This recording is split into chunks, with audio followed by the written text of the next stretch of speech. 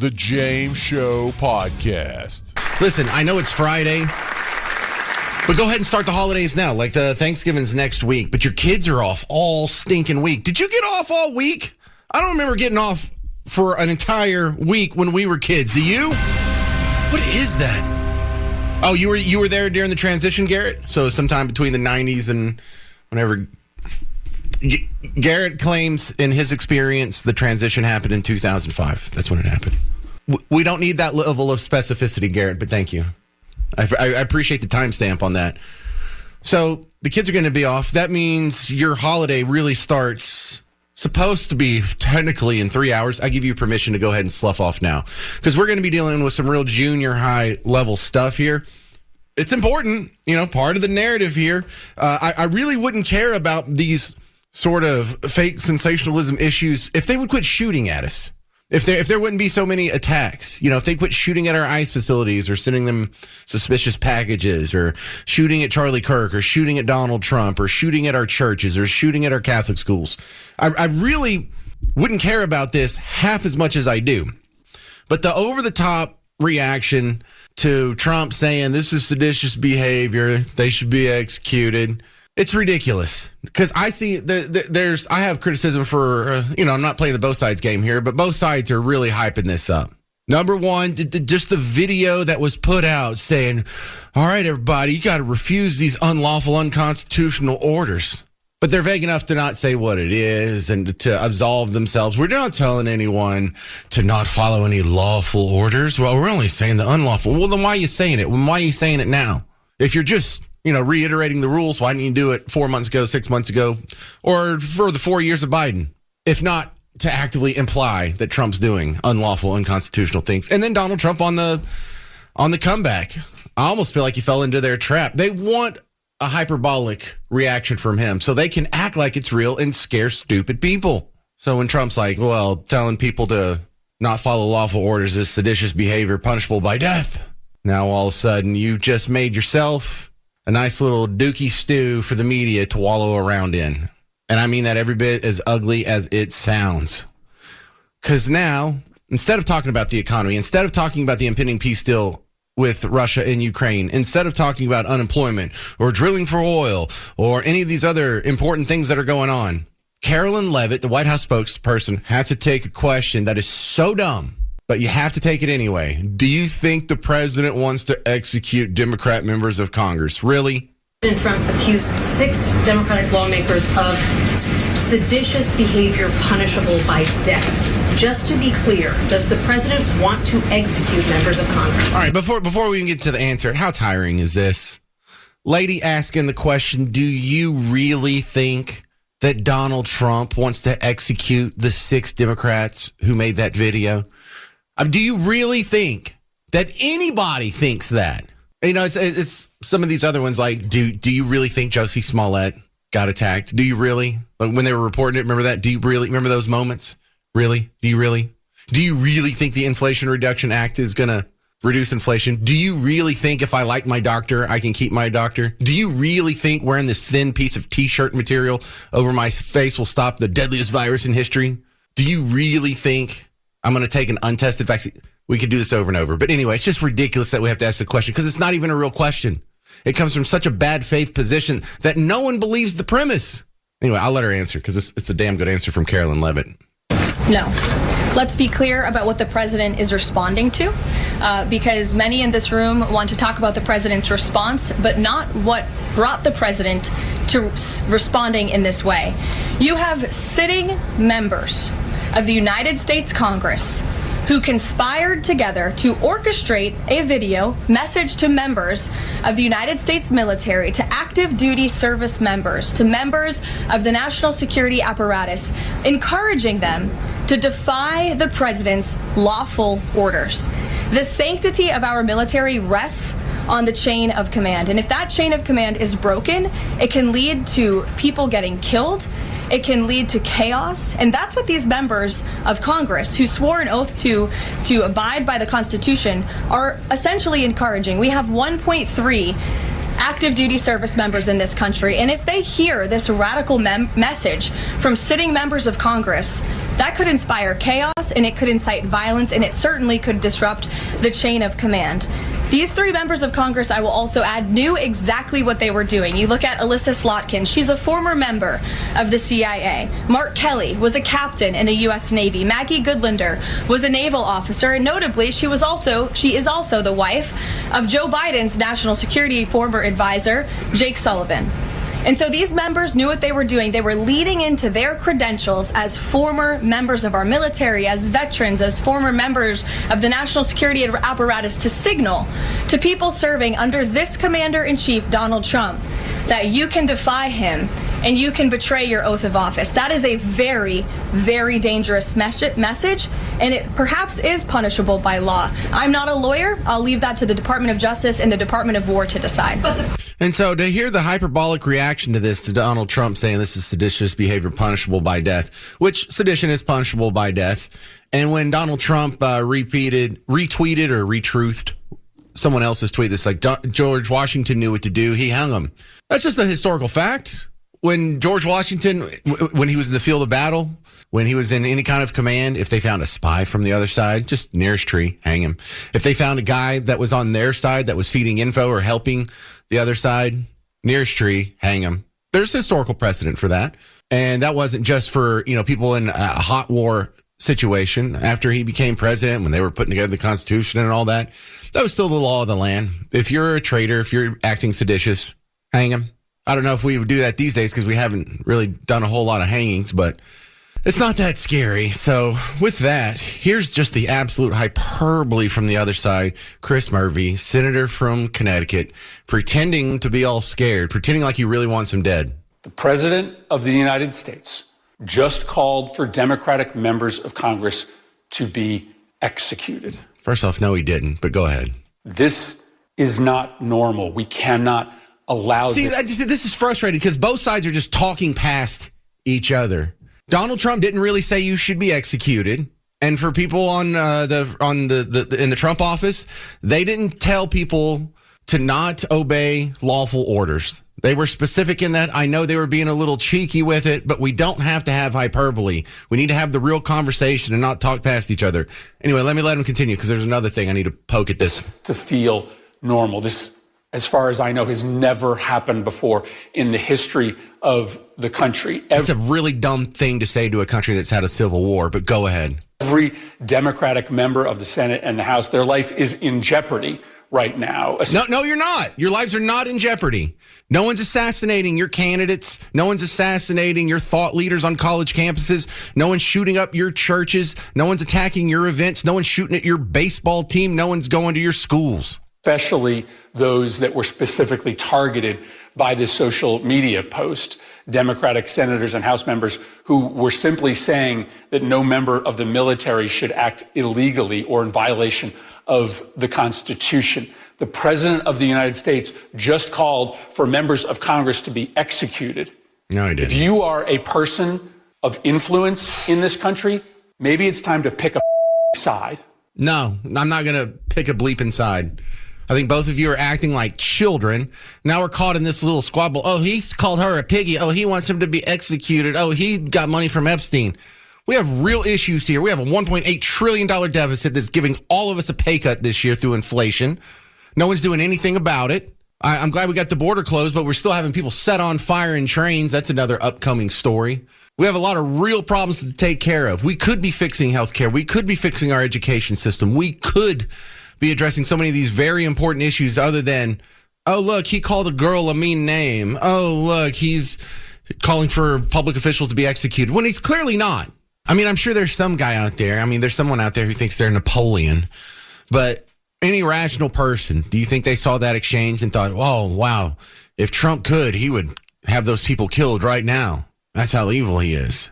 You know, the number's not zero. The question is how many people actually think that. And that comes up because there was the video with the congressmen and former intelligence officials. Hey, active duty service members, military, intelligence officials. Remember, don't follow unlawful orders. Sure don't need to follow unlawful orders, that's for sure. So his response, hyped the situation, threw more gasoline on the fire. Now there's a ridiculous back and forth. And this is all based on hyperbole from both sides. from both sides. They're not calling for sedition. They're not trying to overthrow the government. And Democrats, Trump doesn't want to kill you. And you have nothing to worry about. This and that's one of the frustrating parts about this is they get to wear this sort of badge of honor. Like, we live in fear every day. No, you don't.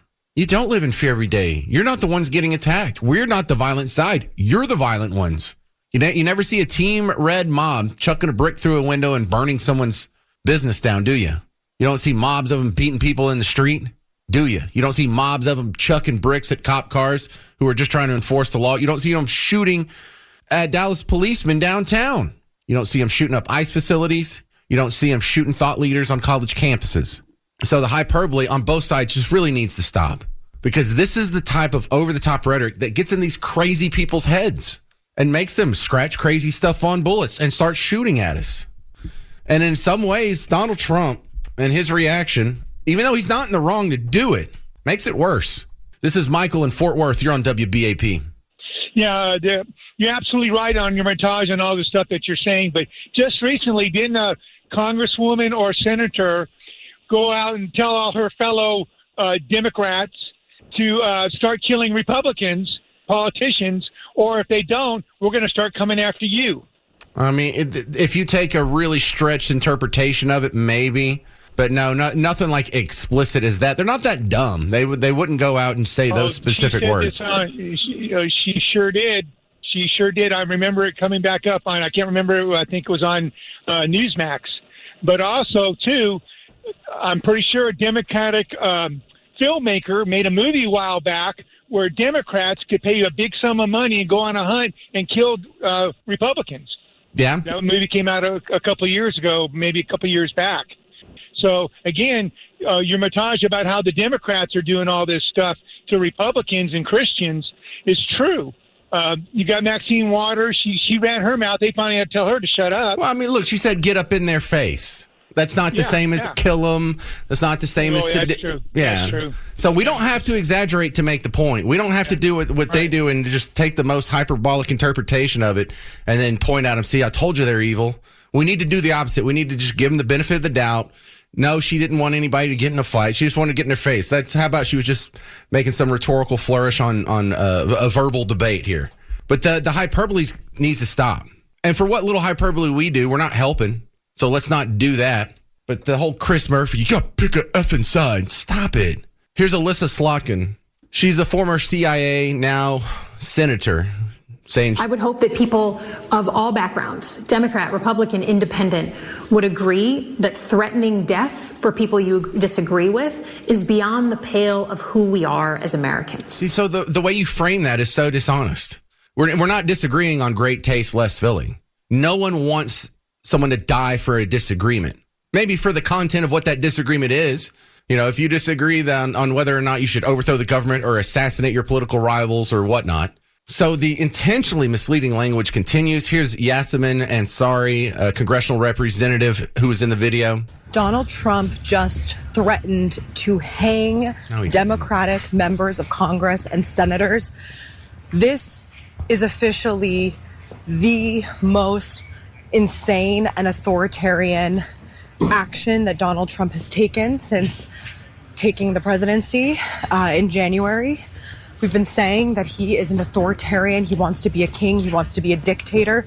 And he has officially taken it to an extreme that even I did not think was possible or imaginable in the United States of America. Yeah, we're all so scared. That's right. You have to live in constant fear for all those right-wingers, for all those right-wing terrorists, because, you know, they're always terrorizing stuff, those right-wingers. Has there ever been a right-wing riot? Don't tell me January 6th. Nothing even caught fire. They didn't steal anything. The guy who took the lectern, he said he left it there. He just carried it through the room for the photo op. He didn't even take it. I guess there was like an errant poo. So aside from not being housebroken, that's pretty bad. But you're not in danger, and stop acting like you are, because crazy people are taking you serious, and they keep shooting at us. You ignore this. You ignore the explanation on why these people keep shooting at you, on why they keep shooting, why they assassinated Charlie Kirk, why they shot Trump in the ear, why they've attacked numerous ICE facilities, why they shot the Dallas policeman at a BLM rally here in Dallas not too long ago. Where does all this violence come from? Where does all this hatred come from? Why? Why do they hate so much? Why are they so violent? Why do they feel justified in their violence? This is why. This is why. We can take an innocuous tweet, act like Trump wants to execute people, and then scare people with just low IQs out there, easily led automatons who want to believe this stuff anyway. On the other part of the Trump scuttlebutt of the day is the piggy comment. Carolyn Levitt was asked about that as well at the press conference yesterday. Piggy. Look, the president is very frank and honest with everyone in this room. You've done it yourself. You've all experienced it yourselves, and I think it's one of the many reasons that the American people reelected this president, because of his frankness. And he calls out fake news when he sees it. He gets frustrated with reporters when you lie about him, when you spread fake news about him and his administration. But he also is the most transparent president in history, and he gives all of you in this room, as you all know, unprecedented access. You are in the Oval Office almost every day asking the president questions. And so I think the president being frank and open and honest to your faces rather than hiding behind your backs is frankly a lot more respectful than what you saw in the last administration, where you had a president who lied to your face and then didn't speak to you for weeks and hid upstairs and didn't take your questions. So I think everyone in this room should appreciate the frankness and the openness that you get from President Trump on a near daily basis. You know what? That's a good point. The press has unprecedented, well, I don't want to say it's unprecedented, but far more access than the previous guy gave him. He's answering questions on the plane. He's answering questions when he's walking to the plane. He's answering questions when he's walking to the helicopter. He's answering questions when he steps outside his office. Right now, he's taking questions inside the office. He's got Mamdani standing next to him. He's seated in the Oval Office at the presidential desk. Mamdani's standing behind him to his right with his hands folded in front of him, giving a statement, and then he's just going to point at someone and take a question. Y'all didn't have that for 4 years. You understand? For months at a time, you would only get prepared statements, scripted questions with scripted answers. And now this guy is actually treating you with some respect in the fact that he gives you access and talks to you and doesn't hide from you. And you're going to say he's not being fair because he called one lady a piggy? Look, that's not nice. It's childish. I wish he wouldn't have said it. But to act like he's abusive of the media, the previous guy was abusive of the media, and y'all just took it? Why? Because you're on his side. The previous candidate, Kamala Harris. Remember when they were trying to nail her down? Hey, when are you going to do an interview with us? Oh, well, we've already agreed to schedule an interview before the end of the month. Before the end of the month, it's the 9th. You're going to go a whole month without just opening up and taking questions? Yeah, and the media was fine with it. You want to drop in on this Mamdani thing here? I just kind of want to see what's going on. They're not like throwing mashed potatoes at each other or anything. Just to afford life in the most expensive city in the United States of America. We spoke about rent. We spoke about groceries. We spoke about utilities. We spoke about the different ways in which people are. All right, that's already boring me. We'll skip that. And in my next story, check out this transition. This is why I'm an awesome talk show host. In the next story I'm bringing up is the story coming out of Chicago. Did you see another woman was set on fire? And you're like, yeah, that was months ago. No. This happened on a different train. Another woman had an accelerant dumped on her, had gas dumped on her, and some crazy guy set her on fire. Now, you want to start compiling this up. It's going to match some other stories that you've heard. Remember the guy on the train that stabbed the Ukrainian-born girl to death? He had like a bazillion priors, bazillion arrests, bazillion felonies. Same thing with this guy. Remember the guy that burned the woman in New York? He was an illegal immigrant, had been in trouble with the law several times. They keep letting him out. That eventually happens. So it's just weird. A couple of patterns here that we're going to dig into. What is the deal with people getting set on fire on trains? If I had a nickel for every time someone got set on fire to death in a train this year, I would only have 2 nickels, but that's still weird. Like that's too many. What's going on here? And you add in the other stabbing one. What do all 3 of the women have in common? Could it be their race? Does that get mentioned in the story? You'll get to hear all that. But some viral video, I've been thinking about this guy half the day. Check this out. Why do you think the Democrats care more about the woman who got called piggy by the president than they do about the woman who got set on fire on the train in Chicago, or the other woman who got beat up by a group of elementary school students, or the other woman who got stabbed in the neck? Another woman was burned to death. Or actually, she didn't die. Thank God. This one did not die, but she was burned on the train. The media covering it, a little sus. Let's walk through this. Here's how it was originally reported, the short, quick report from Fox 32 in Chicago. This was their original report 3 days ago. A brutal attack on the CTA Blue Line. A 26-year-old woman set on fire overnight. Police say the woman got into an argument with a man and then things got physical, and then he poured a liquid on her and lit it on fire. She was severely burned on her face and other parts of her body. Police now telling us that they do have a suspect in custody. Did you hear that part? There was a verbal altercation, and then he poured a liquid on her. Like this was somehow her fault, or she escalated it, or there was some sort of animus on her part. Like there was a mutual animus, and it just got out of hand. Yeah, that's not really what happened. And granted, they only had 30 seconds to tell you about it, but they left out a lot of important details. If you go to Fox 32's website the next day, you'll see that in the press conference, one of the officials in Chicago gave just totally disturbing detail that sort of mimics what happened in New York, in Charlotte. No one came to help her. Perhaps people were afraid to get involved. But what we could say is, even as she was on the ground trying to put herself out and is rolling on the ground, desperately trying to put out the fire, no one came to her aid until she was able to get off the train and to the platform. And when she finally stumbled down, two Samaritans came and put out all the blaze that was all consuming her. So what the hell's going on? We have guys that are setting women on fire or stabbing them, just killing them randomly. They're not doing this to grown men. They're not doing it to me. I'm 6'3", 230 pounds. It might not go so well for you. So they're preying on little women, and they didn't say anything about the demographics of either the perps or the victims here. Huh. That's weird. I wonder why they would leave that out.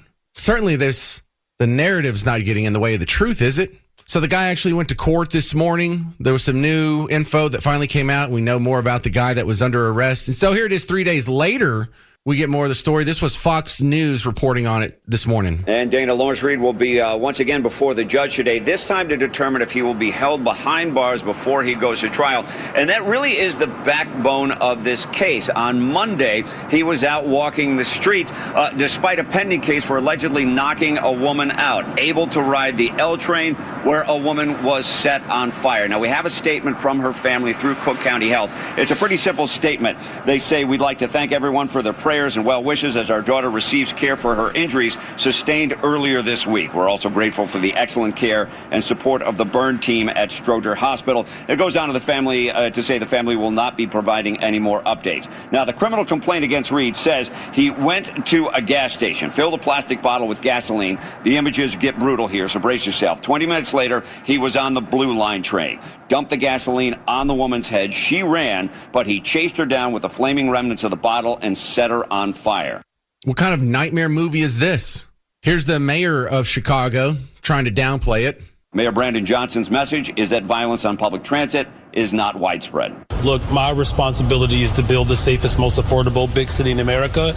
The investments that we are making are certainly moving us in that direction. This is an isolated incident. I mean, I don't see this as some sort of trend. We've tracked down more than 4 dozen arrests of Lawrence Reed since 1993. 9 of them were for felonies, yet he has served just over 2 years behind bars. Most recently, he was charged with aggravated assault for knocking out a social worker. The state's attorney requested pretrial detention, but Judge Teresa Molina-Gonzalez denied him the request and put him on electronic monitoring. The website CWB Chicago reports that at that detention hearing, Judge Molina-Gonzalez said, "I can't put everyone behind bars or keep everyone in jail just because the state's attorney has asked me to."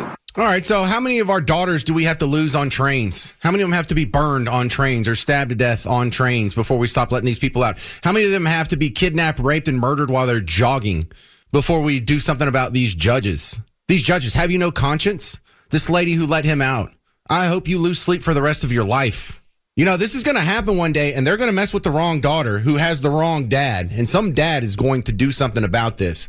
And then we're all going to get blamed. Oh, see, look, political violence. Ken, Arlington, you're on WBAP.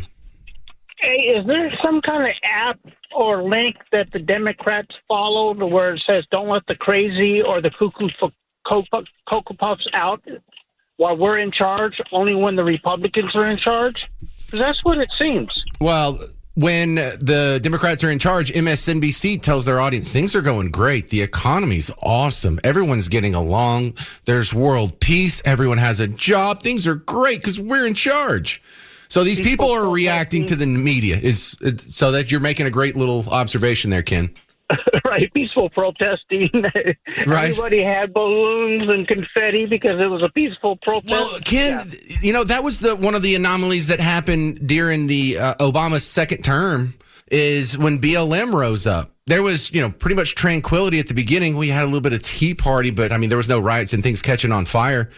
And so the one time that they did get upset when their own team was in charge was during that rise of BLM and Antifa and all the riots that surrounded that with Trayvon and Michael Brown and whatnot. That's the one exception to the pattern you identified. But in case you were wondering, guys, the guy who set her on fire, black. The woman who was set on fire, white. Just like in Charlotte, just like in New York. So, no, this isn't an isolated incident. This isn't an isolated incident if he's been arrested 49 times, if he's had 9 felonies, if some of them include misuse of fire. There's arson charges on his rap sheet. If this has happened in 3 different places, it's not an isolated incident. George Floyd was more of an isolated incident than this is. 800-288-9227. 800-288-9227. More on this not white rural rage coming up next on The James Show. News Talk 820, 93.3 FM, WBAP. The James Show Podcast.